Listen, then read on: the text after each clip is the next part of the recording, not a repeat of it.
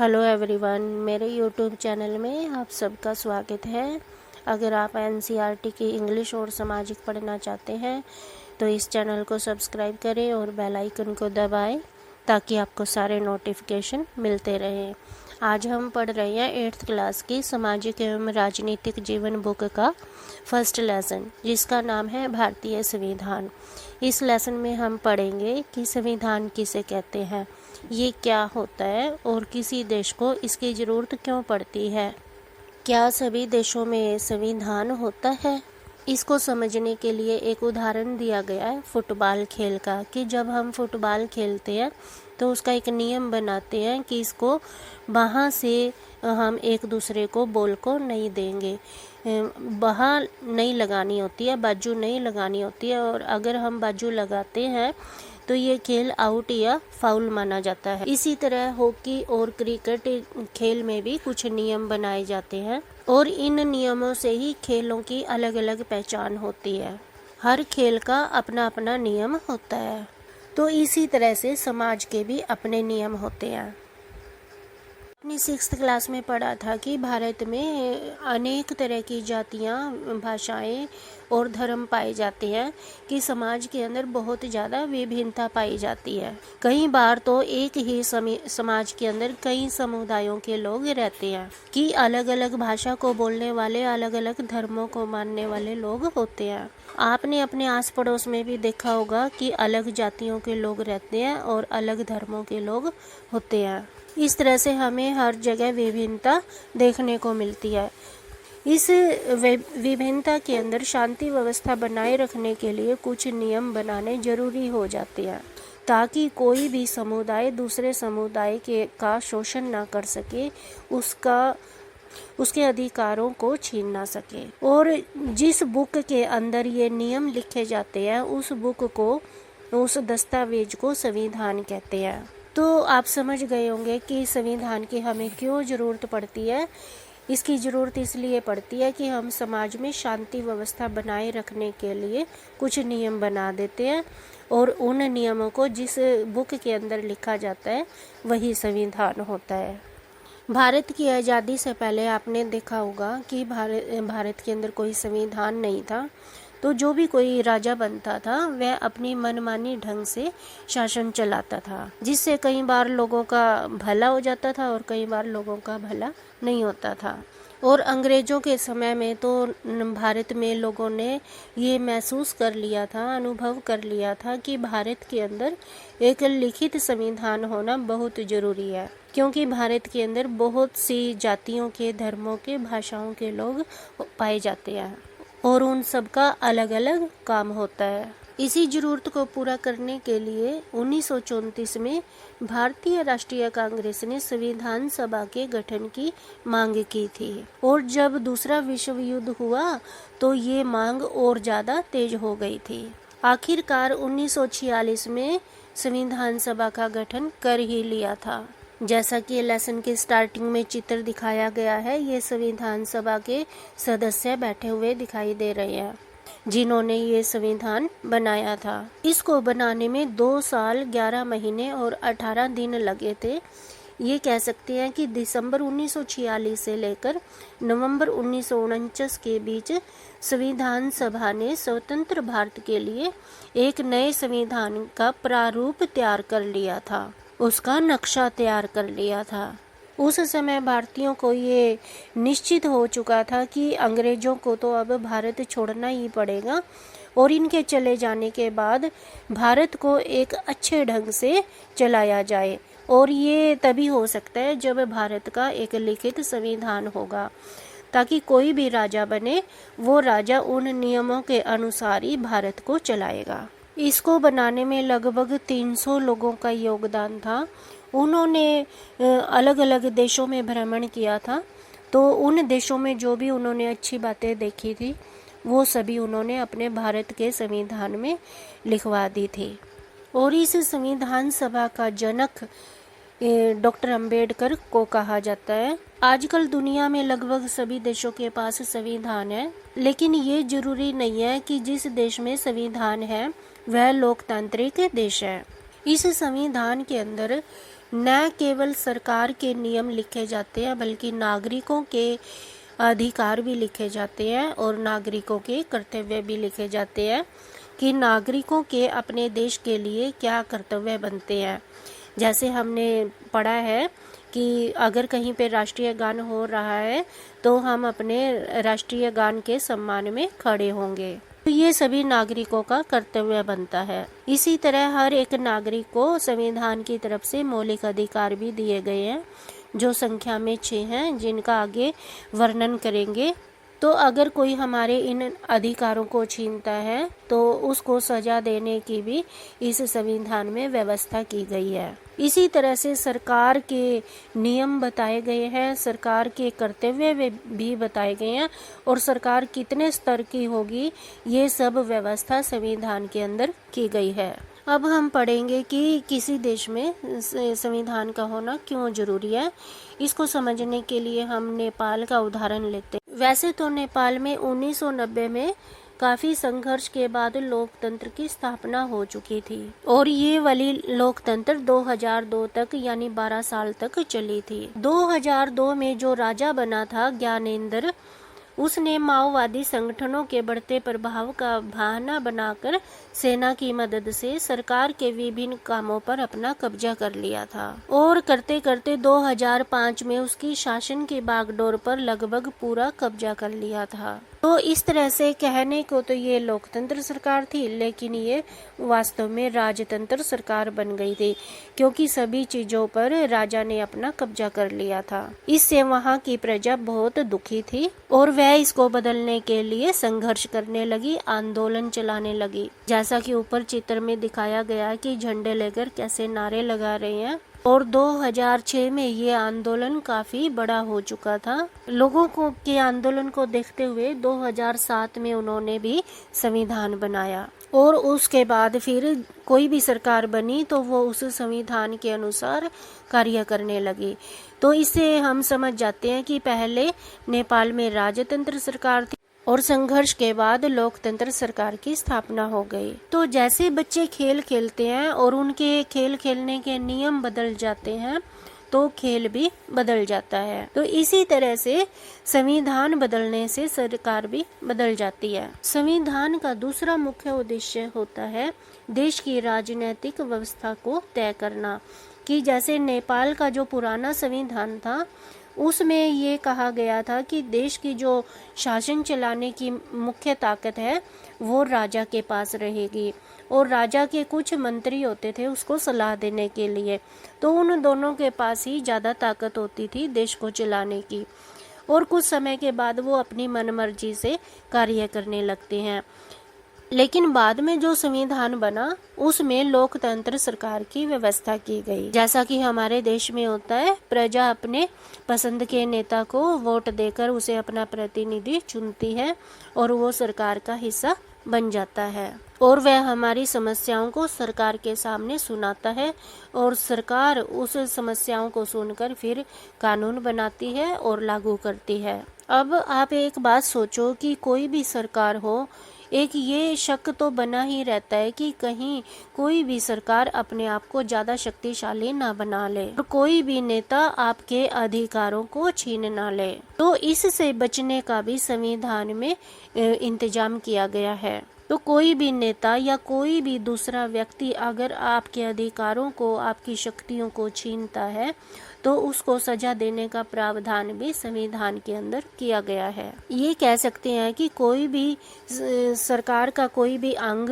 या कोई भी देश का नागरिक अगर अपनी शक्तियों का दुरुपयोग करता है तो हम उसके लिए न्यायालय में आवाज उठा सकते हैं। ये चित्र के माध्यम से एक उदाहरण दिया गया है। इसमें सुरेश अपनी कक्षा का मॉनिटर है। वह दबंग किस्म का लड़का है, यानी वो दूसरों को तंग करता रहता है। एक बार उसकी टीचर किसी जरूरी काम के लिए कक्षा से बाहर चली जाती है और वो सुरेश को कक्षा संभालने के लिए बोलती है। वह पीछे से अनिल को तंग करने लगता है जो दूसरा लड़का है और अनिल को कहता है आज मैं राव मैडम से तुम्हारी शिकायत लगाने वाला हूँ। अनिल कहता है कि मैंने तो कुछ किया ही नहीं जो तुम मेरी शिकायत लगाओ। और जब मैडम वापस आती है तो सुरेश अनिल की झूठी शिकायत लगा देता है कि मैडम जब आप क्लास से बाहर थे तो अनिल शोर मचाकर सबको परेशान कर रहा था। तो ये बात सुनकर मैडम उसे डांटती है अनिल को। और जब मैडम अनिल को डांटती है तो सुरेश हंसता है पीछे खड़ा होकर। और मैडम अनिल को कहती है कि 100 बार लिखो कि तुम मॉनिटर को तंग नहीं करेंगे। जबकि अनिल कहता है मैडम मैंने तो कुछ किया ही नहीं। तो इस कहानी से बताया गया है जो शरीफ लोग हैं उनको कैसे मजबूर किया जाता है और उनको तंग किया जाता है, और जो दबंग लोग होते हैं देश के अंदर वो किस तरह मौके का फायदा उठाते हैं और शरीफ लोगों को तंग करते हैं।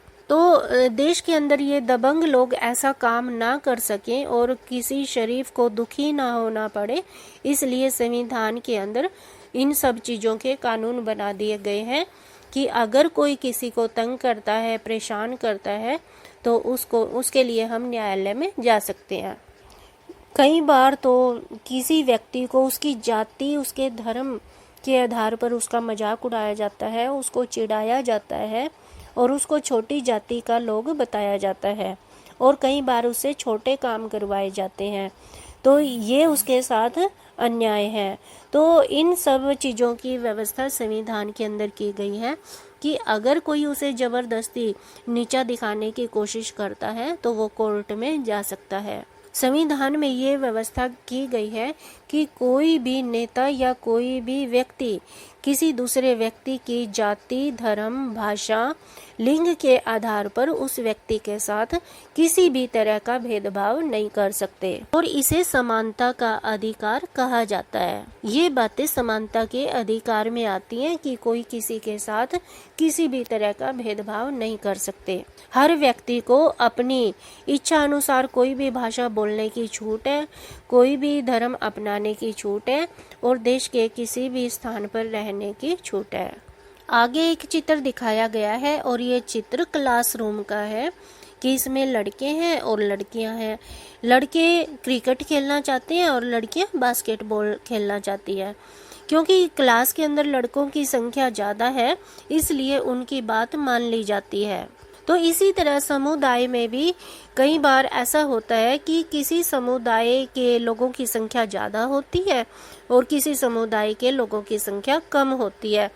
तो जो कम संख्या वाले लोग हैं उन्हें ज़्यादा संख्या वाले लोगों की बात माननी पड़ती है और इसे निरंकुशता कहा जाता है। तो भारत के संविधान में ये भी व्यवस्था की गई है कि दोनों ही समुदायों को बराबर अधिकार मिले, चाहे वो अल्पसंख्यक है या वो बहुसंख्यक है। ये कह सकते हैं कि जो बहुसंख्यक लोग होते हैं वो अल्पसंख्यकों के ऊपर अपनी मनमानी नहीं चला सकते, क्योंकि ऐसा करने से जो अल्पसंख्यक लोग होते हैं वो दबे हुए ही रह जाते हैं या एक समुदाय का दूसरे समुदाय के ऊपर दबाव बना रहता है, जिसे अंतर सामुदायिक वर्चस्व कहते हैं। संविधान का तीसरा मुख्य उद्देश्य ये है कि हम अपने आप से अपने आप को बचा सके। अब ये बात सुनने में तो बड़ी अजीब है, लेकिन इसका मतलब ये है कि कई बार हम अपनी ही सोच में फंस जाते हैं कि हमारा सोचने का तरीका सही नहीं होता है, लेकिन हम उससे बाहर नहीं निकल पाते। जैसे ये एक चित्र में दिखाया गया है, इसमें एक लड़की दिखाई गई है जिसका नाम है शबनम। उसके पेपर हैं और वो अपने पेपरों की तैयारी कर रही है, लेकिन उसके माता पिता टीवी देख रहे हैं। अब उसका मन भी होता है कि वो टीवी देखे क्योंकि उसके पसंद का नाटक चल रहा है। अब जब वो टीवी चलता है तो वो पेपर की तैयारी नहीं कर पा रही, तो वह अपने माता पिता को कहती है कि आप टीवी बंद कर दो क्योंकि मेरा पेपर है। इस तरह उसके माता पिता टीवी नहीं देखते और वो पेपर की तैयारी करती है। इसी तरह हम कई बार ये सोच लेते हैं कि देश के अंदर दोबारा से राजतंत्र सरकार आनी चाहिए। उस समय हम ये भूल जाते हैं कि राजतंत्र सरकार अगर ज़्यादा समय तक बनी रहेगी तो बाद में वो निरंकुश हो जाएगी और वो हमारे ऊपर अपना मनमानी ढंग से कानून थोपने लगेगी और वो तानाशाह का रूप ले लेगी।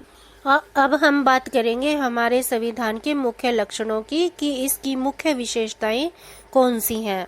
पहली विशेषता तो यही है कि जो लोग इसको बनाने वाले थे, जैसा हमने कहा कि 300 लोगों ने ये संविधान बनाया था, तो वो उन 300 लोगों में बड़ी एकता थी। वो सब यही चाहते हैं कि भारत के किसी भी नागरिक का अपमान नहीं होना चाहिए और सभी लोगों को एक समान अवसर मिलने चाहिए। इतना ही नहीं, देश की हर एक चीज पर सभी लोगों का बराबर हक होना चाहिए। और जब हमारा संविधान लिखा जा रहा था, उस समय हमारे देश में काफी उथल पुथल चल रही थी, क्योंकि भारत नया नया आजाद हुआ था और भारत और पाकिस्तान का बंटवारा भी हो चुका था। काफी पाकिस्तान के लोग भारत आ गए थे और भारत के लोग पाकिस्तान चले गए थे। तो बहुत सारे लोग ऐसे थे जिनके पास ना रहने के लिए घर था, ना करने के लिए काम था।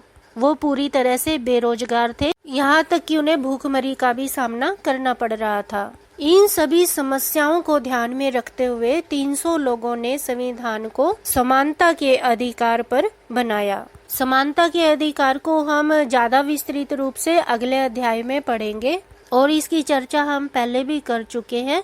इसकी दूसरी विशेषता है संघवाद। इसका मतलब ये होता है कि कई बार एक पार्टी की सरकार नहीं मिलती है तो एक से ज्यादा पार्टियां मिलकर आपस में सरकार बना लेती हैं। इतना ही नहीं, सरकार को 3 स्तरों पर बांटा गया है। पहला है स्थानीय सरकार, यानी कि हम जिस स्थान पर रह रहे हैं, चाहे वो गांव है या शहर है, उसकी अपनी सरकार, जिसे जिला समिति कहते हैं या ग्राम पंचायत कहते हैं। दूसरा स्तर होता है राज्य सरकार, यानी राज्य की अपनी सरकार। ये तो हम जानते ही हैं कि भारत को 29 राज्यों में बांटा गया है और हर एक राज्य की अपनी सरकार होती है और जो उस राज्य की सरकार होती है वो उस राज्य के विकास का काम करती है, अपने राज्य के सभी लोगों की समस्याओं का समाधान करती है। और तीसरे स्तर की सरकार है राष्ट्रीय सरकार, जिसे केंद्र सरकार भी कहते हैं, यानी कि पूरे देश की सरकार। वो पूरे देश के विकास का ध्यान रखती है। तो ये तीनों स्तरों की व्यवस्था हमारे संविधान में की गई है।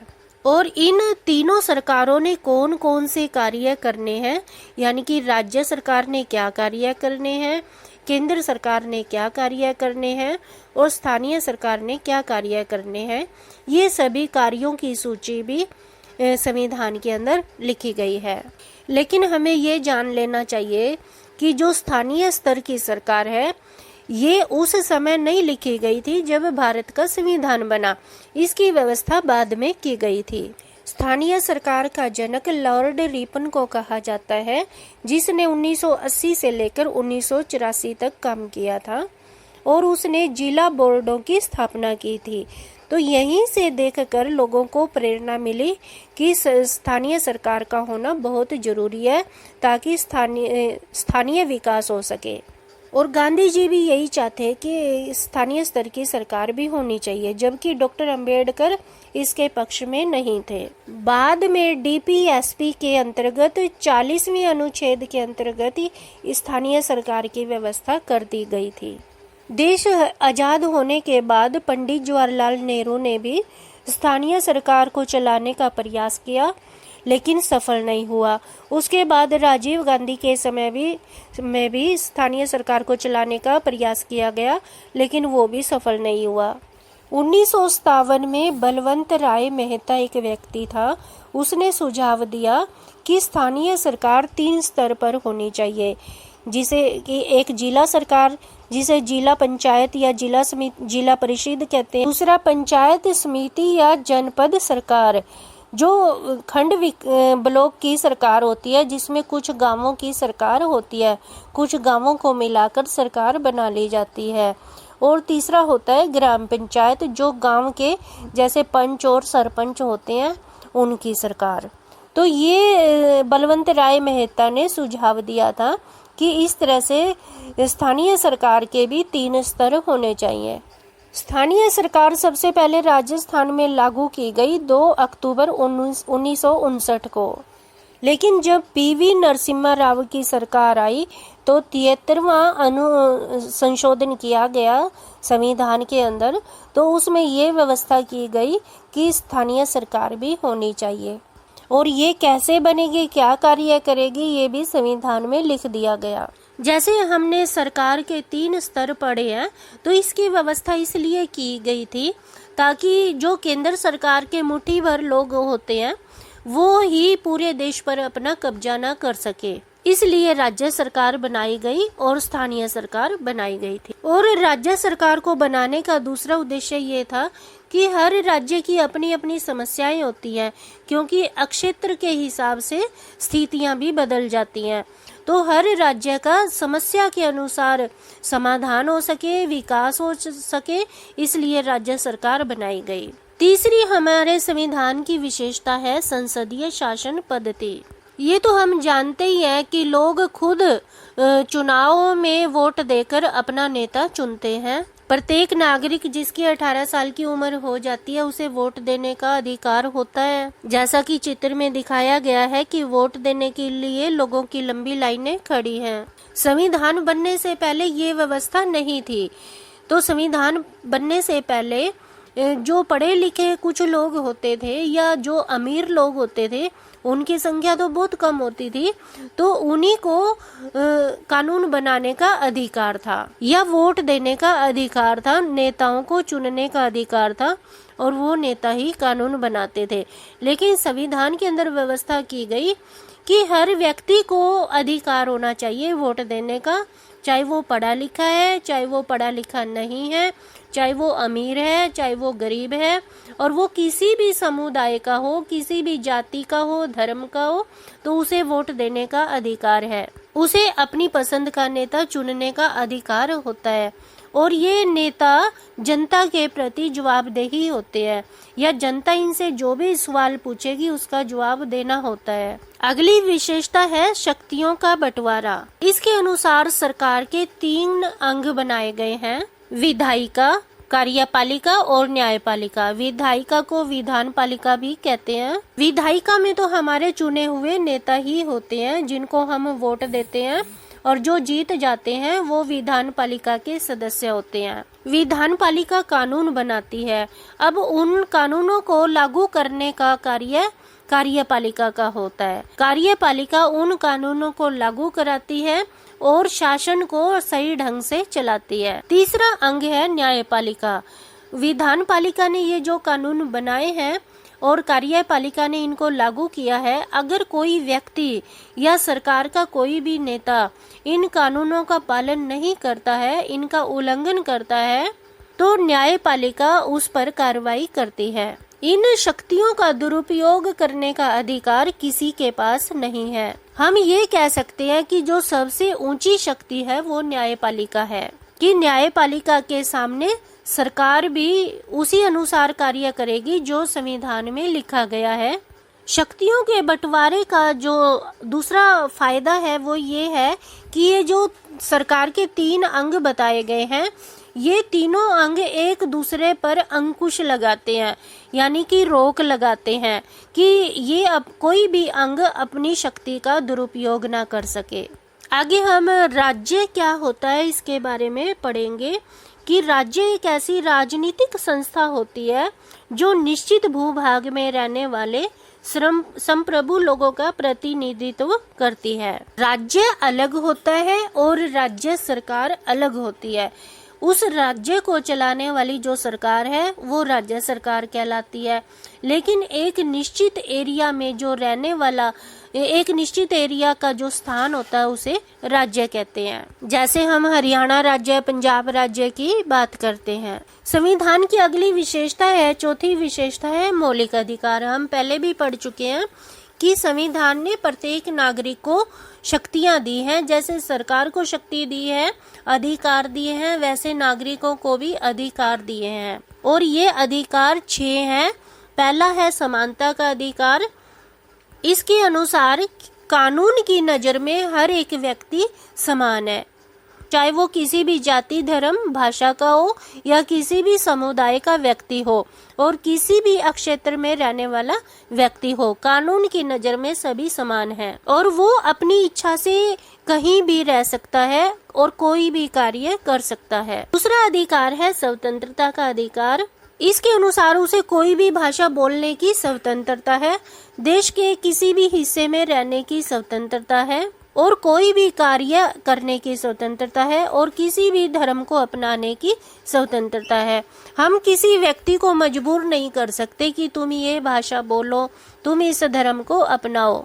तीसरा अधिकार है शोषण के विरुद्ध अधिकार। इसके अंतर्गत किसी भी 14 साल से कम बच्चे से हम मजदूरी का काम नहीं करवा सकते कि 14 साल से कम बच्चे से मजदूरी करवाना ये कानूनी अपराध है।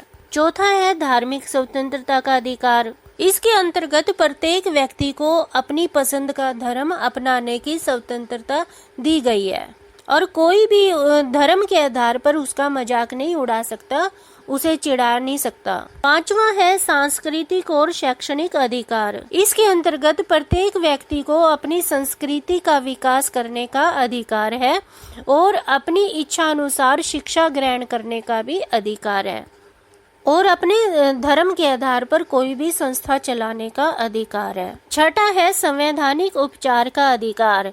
इसके अंतर्गत आता है कि जिन भी अधिकारों की हमने बात की है, अगर कोई दूसरा व्यक्ति किसी व्यक्ति के इन अधिकारों को छीनता है, इनके ऊपर रोक लगाता है, तो वो न्यायालय में जाकर उस व्यक्ति के खिलाफ मुकदमा दर्ज कर सकता है और न्यायालय उस व्यक्ति के ऊपर कार्रवाई करती है और उसके अधिकार की सुरक्षा करती है। संविधान की पांचवी मुख्य विशेषता है धर्मनिरपेक्षता, जबकि हमारा अगला लेसन धर्मनिरपेक्षता पर ही आधारित है। धर्मनिरपेक्षता का अर्थ होता है कि सरकार का कोई धर्म नहीं है और सरकार के लिए जनता के सभी धर्म एक समान है।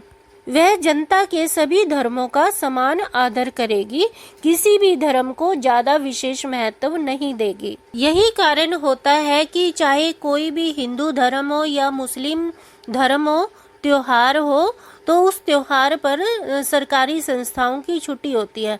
जैसे दिवाली, दशहरा, होली, तो सरकारी संस्थाओं की छुट्टी होती है, स्कूलों की भी छुट्टी होती है। इसी तरह मुस्लिम त्योहार जैसे ईद, तो ईद पर भी सरकारी संस्थाओं की छुट्टी होती है। इसी तरह गुरु पूर्व जो कि सरदारों का त्योहार है, उस पर भी सरकारी संस्थाओं की छुट्टी होती है। यानी कि सरकार को कोई भी धर्म अपनाने की छूट नहीं है, वह सभी धर्मों का समान रूप से आदर करेगी। हम ये कह सकते हैं कि सरकार का अपना कोई धर्म नहीं होता, वह अपने घर में चाहे किसी भी धर्म को अपनाए, लेकिन सरकारी संस्था के अंदर वो अपना धर्म नहीं अपना सकती, उसको महत्व नहीं दे सकती। किसी भी व्यक्ति का संपूर्ण विकास करने के लिए इन 5 शक्तियों का होना बहुत जरूरी है। जिस संविधान के अंदर ये 5 विशेषताएं होंगी, उसी देश के सभी नागरिकों का बहुत अच्छा विकास हो सकेगा। इन सभी बातों को पढ़कर आप समझ गए होंगे कि भारत का संविधान कैसा है और ये भारत के विकास के लिए कैसे महत्वपूर्ण योगदान दे रहा है और नागरिकों के विकास में भी महत्वपूर्ण योगदान दे रहा है। यहीं पर हमारा ये लेसन पूरा हो जाता है। अगर अभी तक आपने ये चैनल सब्सक्राइब नहीं किया है तो कर लें और बेल आइकन को दबाएं ताकि आपको सारी वीडियोस मिलती रहे, सारे नोटिफिकेशन मिलते रहे। All the best.